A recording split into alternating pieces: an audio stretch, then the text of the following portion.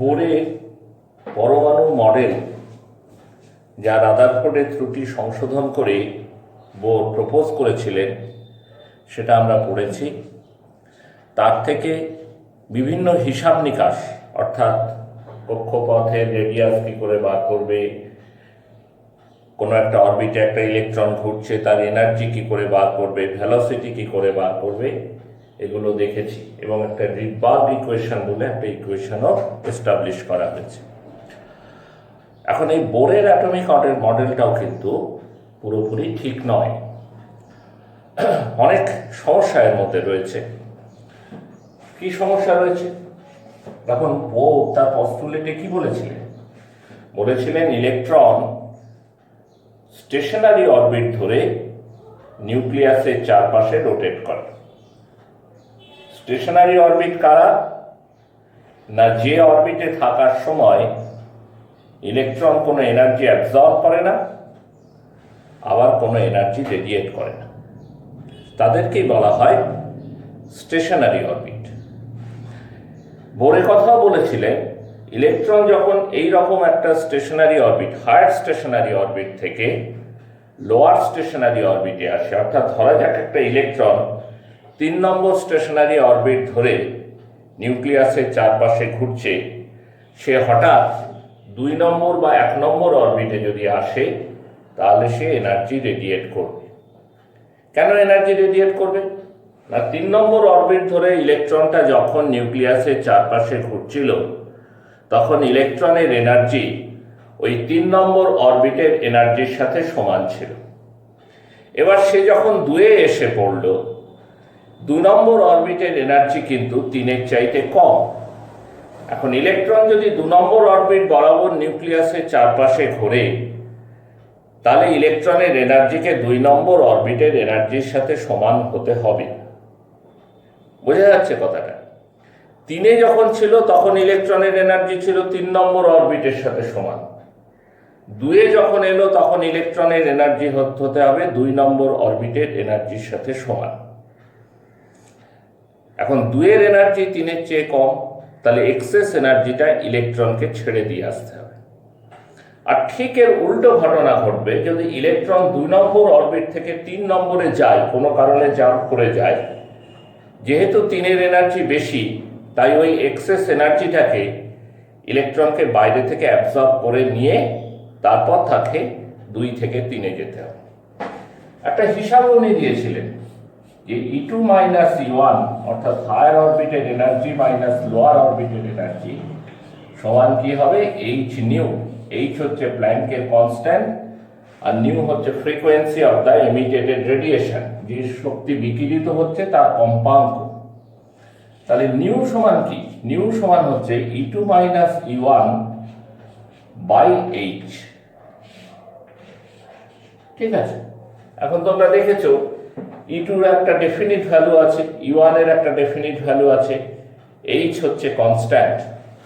তাহলে নিউ এর ভ্যালু হচ্ছে কনস্ট্যান্ট, অর্থাৎ একটা ইলেকট্রন 2 নম্বর কক্ষপথ থেকে 1 নম্বর কক্ষপথে এলে একটা নির্দিষ্ট তরঙ্গ দৈর্ঘ্যের এনার্জি বিকিরণ করবে, energy with a fixed frequency, এটা এমিট করবে।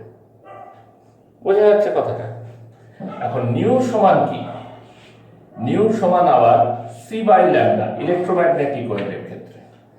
সি হচ্ছে ভেলোসিটি অফ লাইট, অ্যাকচুয়ালি হওয়া উচিত V by lambda, velocity by wavelength, কিন্তু ইলেকট্রোম্যাগনেটিক ওয়েভের ক্ষেত্রে আমরা ভেলোসিটিকে লাইটের ভেলোসিটির সঙ্গে সমান ধরে নিই, সেই জন্য সি বাই ল্যামডা লিখেছি। নিউ সমান কি? C by lambda. তাহলে নিউ এর ভ্যালু যদি ফিক্সড হয়, সিও তো fixed, lambda equal to C by nu, তাহলে ল্যামডা নির্দিষ্ট হল। অর্থাৎ ইলেকট্রন যখন হায়ার এনার্জি অরবিট থেকে লোয়ার এনার্জি অরবিটে আসবে তখন সে একটা ডেফিনিট ওয়েভলেন্থের, একটা নির্দিষ্ট তরঙ্গ দৈর্ঘ্যেরই আলো বিকিরণ করবে, তার চেয়ে বেশিও করবে না, কমও করবে না। তাহলে সেই তরঙ্গ দৈর্ঘ্য অনুযায়ী আমরা যে কোনো একটা কালারের আলো, সেটা বেগুনি হতে পারে, নীল হতে পারে, আকাশি হতে পারে, বা আল্ট্রাভায়োলেট রে হতে পারে, বা ইনফ্রারেড হতে পারে, কিন্তু একটা পার্টিকুলার ওয়েভলেন্থের লাইটই আমরা দেখতে পাব। এইটা বোরের থিওরি থেকে আমরা কনক্লুশন টানতে পারি যে ইলেকট্রন যখন হায়ার এনার্জি অরবিট থেকে লোয়ার এনার্জি অরবিটে আসবে তখন সে একটা ফিক্সড ওয়েভলেন্থের আলো রেডিয়েট করবে, তার এগেনস্টে আমরা বর্ণালীতে একটা নির্দিষ্ট আলো অস্তিত্ব টের পাব। কিন্তু বাস্তবটা কি হলো?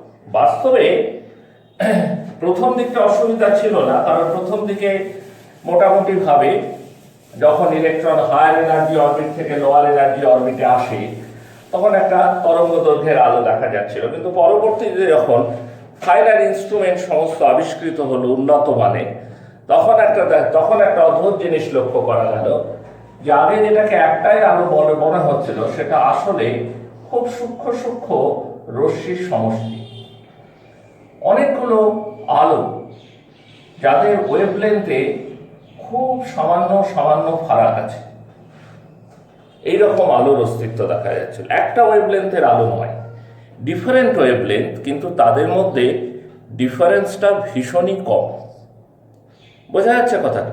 তাদের মধ্যে ডিফারেন্সটা ভীষণই কম। এই রকম অনেকগুলো আলোক রশ্মি পাওয়া যাচ্ছে। এইটা বোরের থিওরি থেকে তুমি এক্সপ্লেন করতে পারবে না, কারণ বোরের থিওরি আমরা এক্ষুনি দেখেছি নিউয়ের একটাই ভ্যালু থাকবে, আর নিউয়ের যদি একটা ভ্যালু থাকে তাহলে ল্যামডারও একটা ভ্যালু থাকবে। সেখানে আমি একাধিক আলোক রশ্মির কোনো অস্তিত্ব থাকাই সম্ভব নয়, কিন্তু বাস্তবে এটা দেখা যায়। এখন বিজ্ঞানের ক্ষেত্রে যেটা বাস্তব, যেটা পরীক্ষামূলক, সেটা সবসময় খুব গুরুত্বপূর্ণ। কোন বিজ্ঞানী কি বললেন এটা গুরুত্বপূর্ণ নয়। সেজন্য বিজ্ঞানের ইতিহাস বা বিজ্ঞানটাকেও যদি তুমি খুব মনোযোগ সহকারে পড়ো তাহলে দেখবে অনেক বড় বড় বিজ্ঞানীর সিদ্ধান্ত পরবর্তী ক্ষেত্রে সংশোধিত হয়েছে।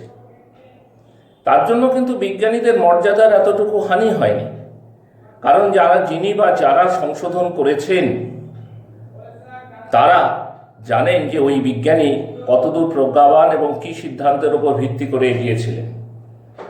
আজকে আমাদের বিজ্ঞান হয়তো কিছুটা এগিয়েছে, আরো তথ্য জানতে পেরেছি, তার ভিত্তিতে আমরা সংশোধন করছি। এটা একটা বিজ্ঞানের ঐতিহ্য, এটা একটা বিজ্ঞানের সংস্কৃতি। এই সংস্কৃতিটা খুবই মূল্যবান সংস্কৃতি, যে কোনো কিছুকেই চূড়ান্ত স্বীকৃতি বলে মেনে না নেওয়া, এক নম্বর, সব কিছুকেই পরীক্ষার ওপরে রাখা এবং পরীক্ষার মাধ্যমে সিদ্ধান্তে পৌঁছানো।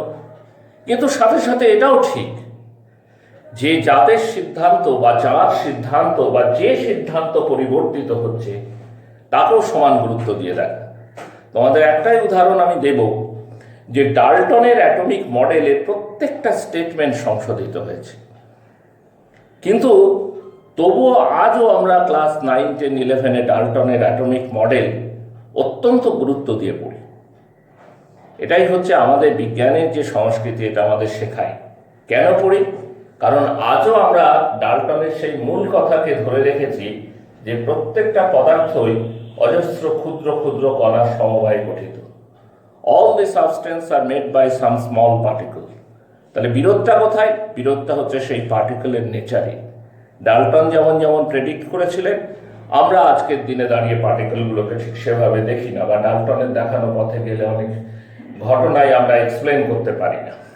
ফলে আমাকে ডাল্টনকে সংশোধিত হতে হয়েছে, কিন্তু ডাল্টনের গুরুত্ব হারায়নি, ডাল্টনের প্রতি শ্রদ্ধা হারায়নি।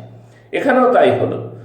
বোর একটা পস্টুলেট দিয়েছিলেন, বলেছিলেন ইলেকট্রন যখন হায়ার স্টেশনারি অরবিট থেকে লোয়ার স্টেশনারি অরবিটে আসবে সেটা একটা ডেফিনিট ওয়েভলেন্থের আলো রেডিয়েট করবে, একটা ডেফিনিট ওয়েভলেন্থের এমিশন রেডিয়েশন হবে। কিন্তু বিজ্ঞানীরা দেখলেন যে রেডিয়েশন হয়, এমিশন হয়, কিন্তু একটাই ডেফিনিট, এই কথাটা তারা মানতে পারলেন না। তারা বললেন খুব কাছাকাছি ওয়েভলেন্থ আছে এমন একগুচ্ছ আলোক রশ্মির বিকিরণ হবে। কেন হবে? একগুচ্ছ কোথা থেকে আসবে সেটা বোরের দেওয়া ওই যে ম্যাথমেটিক্যাল ফর্ম E2 - E1 সেটাকে এক্সপ্লেন করতে পারলো না। তাহলে এটা একটা বিরাট ডিফিকাল্টিস হয়ে গেল। এই ডিফিকাল্টিস আরো বড় হলো কখন জানো? যখন ম্যাগনেটিক ফিল্ড রেখে বা ইলেকট্রিক ফিল্ড রেখে বিজ্ঞানীরা একই এক্সপেরিমেন্ট করতে গেলে, এক্সপেরিমেন্ট মানে একই অবজারভেশনে রাখলেন, তারা দেখলেন ম্যাগনেটিক ফিল্ড বা ইলেকট্রিক ফিল্ডে এসে এই যে স্প্লিটিং, আমরা এটাকে আলোর স্প্লিটিং বলি, হ্যাঁ, ভেঙে যাওয়া, এই স্প্লিটিংটা যেন আরো আরো সূক্ষ্ম হচ্ছে, মানে স্প্লিট করছে আরো বেশি। এই যে স্প্লিটিংটা, এই পরিমাণটা আরো বেড়ে যাচ্ছে যদি এটাকে কোনো এক্সটার্নাল ম্যাগনেটিক ফিল্ড, চৌম্বক ক্ষেত্র বা এক্সটার্নাল ইলেকট্রিক ফিল্ড, তড়িৎ ক্ষেত্রের মধ্যে রাখা যায়। তো বোরের তত্ত্ব থেকে এই স্প্লিটিংটারই এক্সপ্লানেশন পাওয়া গেল না, ফলে আরো ফাইনার স্প্লিটিং যেটা ম্যাগনেটিক ফিল্ডে ঘটে বা ইলেকট্রিক ফিল্ডে ঘটে, ন্যাচারালি তারও কোনো এক্সপ্লানেশন দেওয়া বোরের থিওরি থেকে সম্ভব হলো না। এই জিনিসটা একটা দেখেছিলেন জিম্যান বলে একজন বিজ্ঞানী ম্যাগনেটিক ফিল্ডে, সেটাকে বলে জিম্যান এফেক্ট। আর একটা দেখেছিলেন স্টার্ক বলে একজন বিজ্ঞানী, সেটাকে বলে স্টার্ক এফেক্ট। তো বইয়ে তোমরা দেখবে জিম্যান এফেক্ট বা স্টার্ক এফেক্ট এটা এক্সপ্লেন করা যায় না। বোরের পস্টুলেট থেকে জিম্যান এফেক্ট বা স্টার এফেক্টকে ব্যাখ্যা করা যায় না। তা জিম্যান এফেক্ট কি জিনিস আমি বললাম, যে এমিশন হয়, এনার্জি এমিশন হয়, তার যে স্প্লিটিং, সেটাকে বলছে জিম্যান এফেক্ট, যদি ম্যাগনেটিক ফিল্ডের আন্ডারে করা হয়। আর যদি ইলেকট্রিক ফিল্ডের আন্ডারে করা হয় তাহলে স্টার্ক এফেক্ট। তাহলে বোরের থিওরির প্রথম ত্রুটি কি, লিমিটেশনকে আমরা বলবো ইলেকট্রন যখন হায়ার স্টেশনারি অরবিট থেকে লোয়ার স্টেশনারি অরবিটে আসবে তখন সে এনার্জি রেডিয়েট করে, কিন্তু সেই এনার্জি একটা ডেফিনিট ওয়েভলেন্থের নয়, যেটা বোর বলেছিলেন, যেটা একটা ডেফিনিট ওয়েভলেন্থের হবে। আমরা দেখছি অনেকগুলো ওয়েভলেন্থের, অনেকগুলো খুব কাছাকাছি ওয়েভলেন্থের এনার্জি রেডিয়েশন হয়। কেন? বোরের থিওরি থেকে কোনো এক্সপ্লানেশন নেই। আমরা যদি অ্যাটমটাকে কোনো ম্যাগনেটিক ফিল্ডের মধ্যে বা কোনো ইলেকট্রিক ফিল্ডের মধ্যে রাখি, তাহলে এই রেডিয়েশনের যে স্প্লিটিং সেটা আরো সাটল বা সূক্ষ্ম হয়।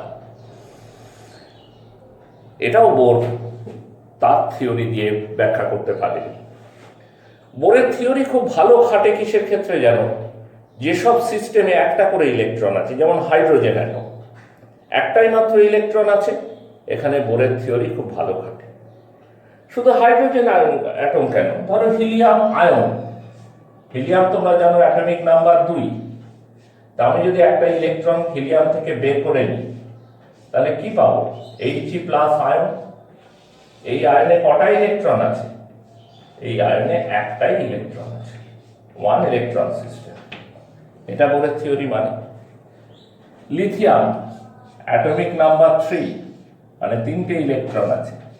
আমি যদি দুটো ইলেকট্রন বের করে নিই, Li প্লাস প্লাস, এতে কটা ইলেকট্রন থাকবে? একটা ইলেকট্রন থাকবে, হ্যাঁ, এটা ওয়ান ইলেকট্রন সিস্টেম। তাহলে এ বোরের থিওরি মেনে চলবে। বোঝা যাচ্ছে কথাটা? Helium ion, He plus ion, Li plus plus ion, Be3 plus ion, hydrogen atom, এরা খুব ভালো বোরের তত্ত্বকে মেনে চলে। কিন্তু একের বেশি ইলেকট্রন আছে এমন সিস্টেমে বোরের তত্ত্ব ফেল করে যায়। এবং তোমরা জানো অধিকাংশ অ্যাটম বা আয়নে একের বেশি ইলেকট্রন আছে, তাই অধিকাংশ ক্ষেত্রে বোরের তত্ত্বটা ফেল করে। বোরের মডেল অনুযায়ী অ্যাটম হচ্ছে 2 ডাইমেনশনাল, কিন্তু বাস্তবে দেখা গেছে অ্যাটম হচ্ছে 3 ডাইমেনশনাল। তার দৈর্ঘ্য, প্রস্থ, বেধ সমস্ত কিছু আছে। এটাও একটা ত্রুটি। বোরের তত্ত্ব অনুযায়ী আমরা বের করতে পারি অ্যাটমের মধ্যে রেডিয়াস, স্টেশনারি অরবিটগুলো রেডিয়াস। ওই যে আমি বলেছিলাম আর সমান কি, তোমাদের মনে থাকতে পারে?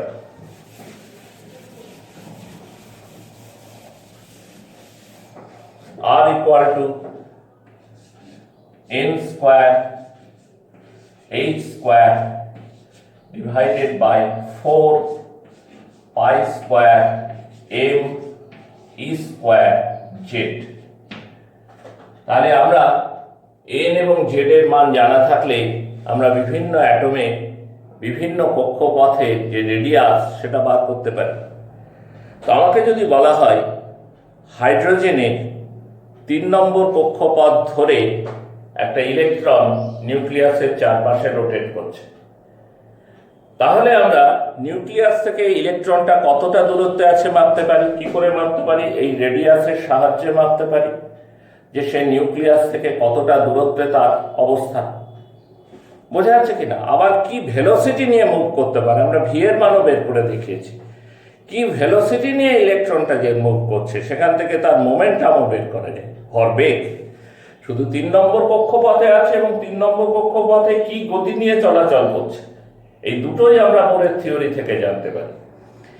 এর থেকে আর কি সিদ্ধান্ত জানতে পারি? 3 নম্বর কক্ষপথে আছে মানে নিউক্লিয়াস থেকে কতটা দূরে আছে, নিউক্লিয়াস থেকে কতটা দূরে আছে মানে তার একটা অবস্থান সম্পর্কে পরিচিতি হলো, এবং ভেলোসিটি জানতে পারা মানে মোমেন্টাম জানতে পারা, ভর বেগ জানতে পারা। ঠিক আছে? তো মোমেন্টাম যদি জানা থাকে তাহলে আমরা বলতে পারি একটা অ্যাটমের মধ্যে ইলেকট্রনের পজিশন এবং ভরবেগ অর্থাৎ মোমেন্টাম, পজিশন এবং মোমেন্টাম দুটোই একসাথে বের করা সম্ভব।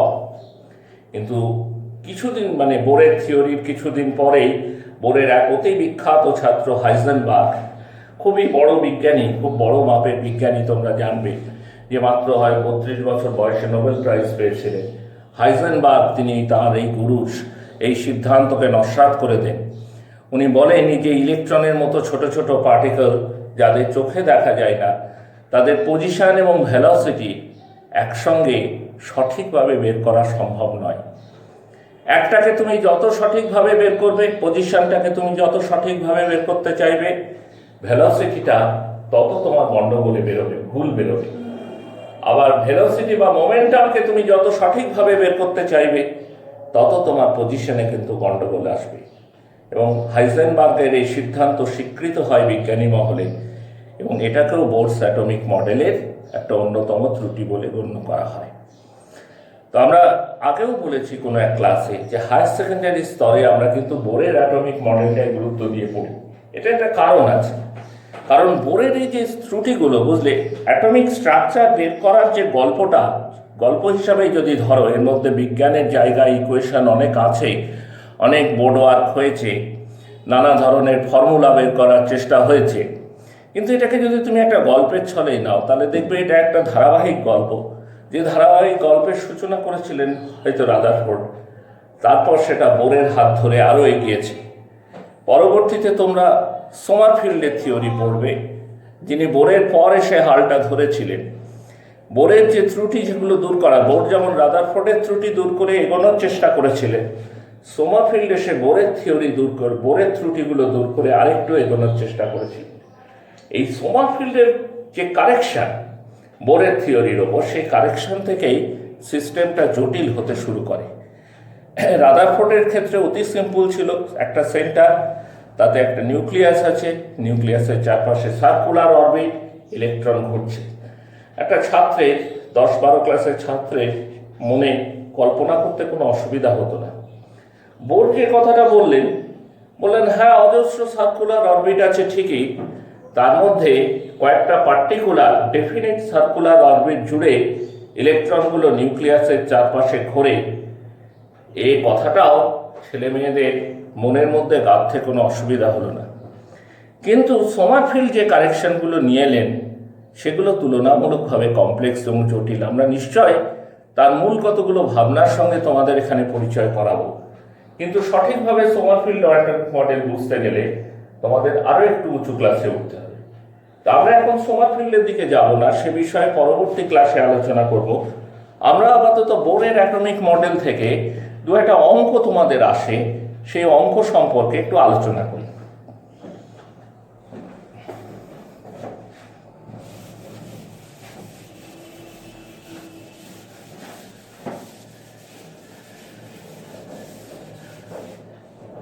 প্রথমে কতগুলো ইউনিটের মধ্যে কনভার্সন এখানে তোমরা পাবে। ইলেকট্রন ভোল্ট, 1 ইলেকট্রন ভোল্ট সমান জেনে রাখো 6.24 ইন্টু 10⁻11 আর্ক। এগুলো প্রয়োজন হতে পারে অঙ্ক কষবার সময় বা কোনো হিসাব নিকাশ করার সময়। আবার যদি জুলে মাপতে যাও, 1 ইলেকট্রন ভোল্ট সমান 1.602 ইন্টু 10⁻⁻19 জুল। 10⁻7 আর্ক সমান 1 জুল, এ তো তোমরা নিচু ক্লাসে পড়ে এসেছো। এখন আমরা একটা অঙ্ক বলি, শোনো। বামা সারিতে সবচাইতে কম তরঙ্গ দৈর্ঘ্য বিশিষ্ট রেখার, কম তরঙ্গ দৈর্ঘ্য বিশিষ্ট আলোর, রেখা ছেড়ে দাও, আলোর তরঙ্গ দৈর্ঘ্য নির্ণয় করো। অঙ্কটা বল, calculate the wavelength of light which obtained, calculate the shortest wavelength of light emitted in Balmer series. Balmer শ্রেণীতে যে আলো বিকিরিত হয় তার মধ্যে সেই আলোর তরঙ্গ দৈর্ঘ্য নির্ণয় করো যে আলোর তরঙ্গ দৈর্ঘ্য সবচেয়ে কম। Determine the shortest wavelength of the light in Balmer series. Balmer series মানে কি তোমাদের মনে আছে? সেই রিডবার্গের ইকুয়েশন কি বলেছিল? Nu bar equal to R into Z square 1 by n1 square minus 1 by n2 square. আর কে আমরা বলেছিলাম R is called Rydberg constant. আমি বলেছিলাম যে এর মান কিন্তু অঙ্কে বলতে বলে দেয়া থাকবে। যদি বলে দেয়া না থাকে তাহলে তুমি এই ভ্যালুটাকে ইউজ করবে, 109737 পার সেন্টিমিটার। এই ভ্যালুটাকে তুমি ইউজ করবে। জেড হচ্ছে অ্যাটমিক নাম্বার, জেড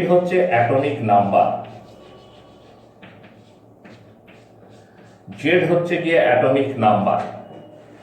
n1 হচ্ছে নিম্নতম কক্ষপথ, লোয়ার অরবিট। বামার সিরিজের ক্ষেত্রে এই ভ্যালুটা, for Balmer series this value is 2। For Balmer series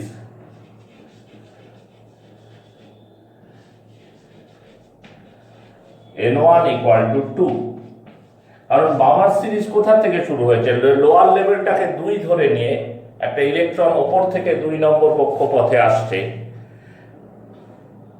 এই আলোর যে ফ্রিকোয়েন্সি, যে ওয়েভলেন্থ, সেগুলো ক্যালকুলেট করা হয়। আর n2 হচ্ছে হায়ার অরবিট। আচ্ছা, এখানে আমি যে অঙ্কটা দিয়েছি যে বামার সিরিজে সবচেয়ে কম তরঙ্গ দৈর্ঘ্য বিশিষ্ট আলোকরশ্মির তরঙ্গ দৈর্ঘ্য নির্ণয় করো, শর্টেস্ট ওয়েভলেন্থটা বার করো বামার সিরিজে। তোমরা প্রশ্নটা বলতেই পারো যে কোন অ্যাটমের ক্ষেত্রে বার করবো? অ্যাটম তো অনেক, তাহলে সকলেরই তো আর শর্টেস্ট ওয়েভলেন্থ এক হবে না। জাস্টিফাইড আমার অঙ্ক প্রশ্নটার মধ্যেই একটা লিমিটেশন ছিল। ধরে নাও হাইড্রোজেন, কেন বলছি? এই জেড ভ্যালুটা আছে। জেডটা কি? জেড হচ্ছে অ্যাটমিক নাম্বার। তো সব এলিমেন্টের অ্যাটমিক নাম্বার তো আর একরকম নয়। তো আমি যদি অ্যাটমটা না বলে দিই তাহলে জেডের জায়গায় কত বসাবে? পরিষ্কার হবে না। আমি বলে দিলাম যে হাইড্রোজেন অ্যাটম ধরো, তাহলে জেডের মান কত বসাবে? জেড ইকুয়াল টু বসাতে হবে 1। জেডের ভ্যালু কত বসাতে হবে? Z equal to 1 for hydrogen atom. এইবার এসো, এই কথাটার মধ্যে কি মারপ্যাচ আছে? কোন কথাটা? Shortest wavelength. শর্টেস্ট ওয়েভলেন্থ মানে কি? আমি আগের দিনে একটুখানি আলোচনা করেছিলাম। ওয়েভলেন্থ যত কম হবে তত এনার্জি বেশি হবে।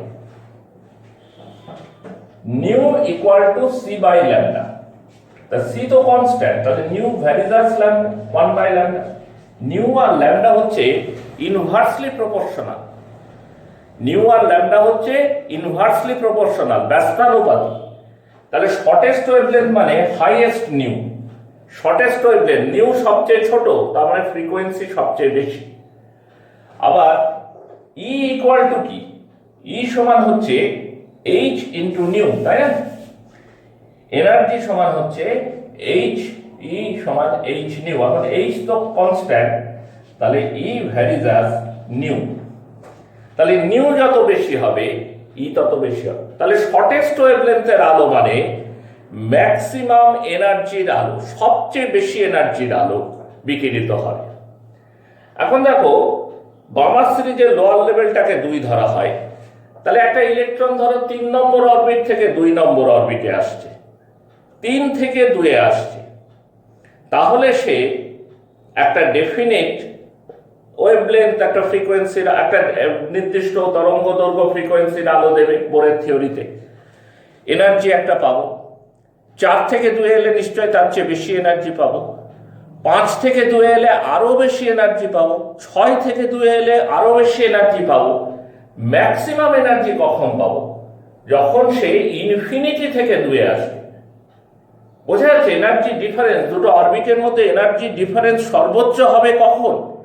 যখন সে ইনফিনিটি থেকে 2 আসবে, অসীম থেকে 2 আসবে, তখনই সে ম্যাক্সিমাম এনার্জির আলো বিকিরণ করবে, মানে মিনিমাম ওয়েভলেন্থের আলো বিকিরণ করবে।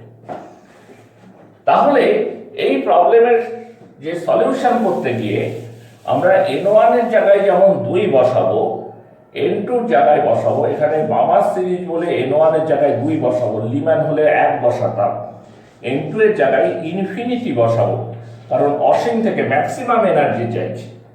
তাহলে নিউ বার সমান আর, আর মানে 109,737,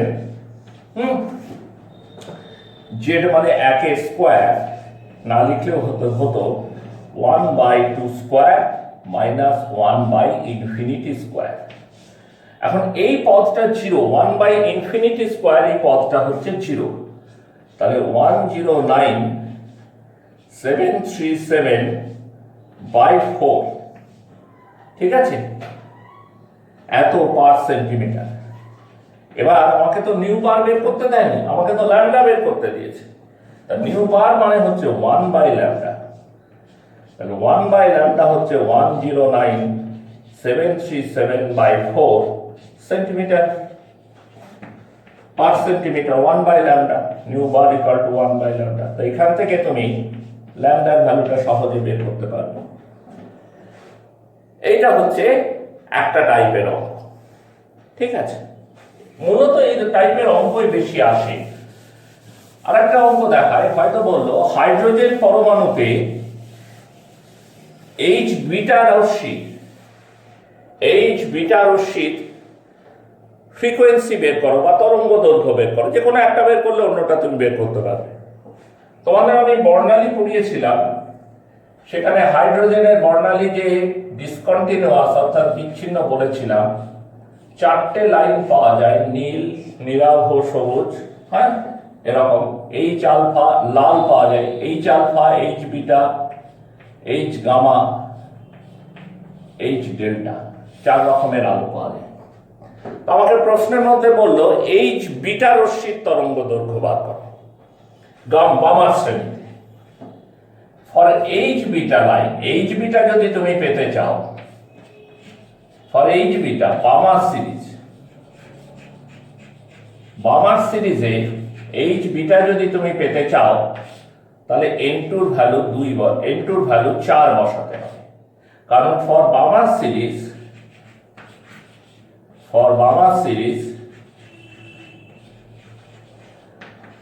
n1 equal to 2, H alpha পেতে গেলে n2 ইকুয়াল টু 3 বসাতে হতো, এইচ বিটা পেতে গেলে n2 ইকুয়াল টু 4 বসাতে হবে। তাহলে নিউ বার সমান R Z square into 1/n1 square minus 1/n2 square সমান R Z square into 1/n1 square Balmer ক্ষেত্রে 2, 1/n2 স্কোয়ার 4। এবার আর এর মান বসাও তুমি, 109,737, এই ভ্যালুটাকে পুট করো,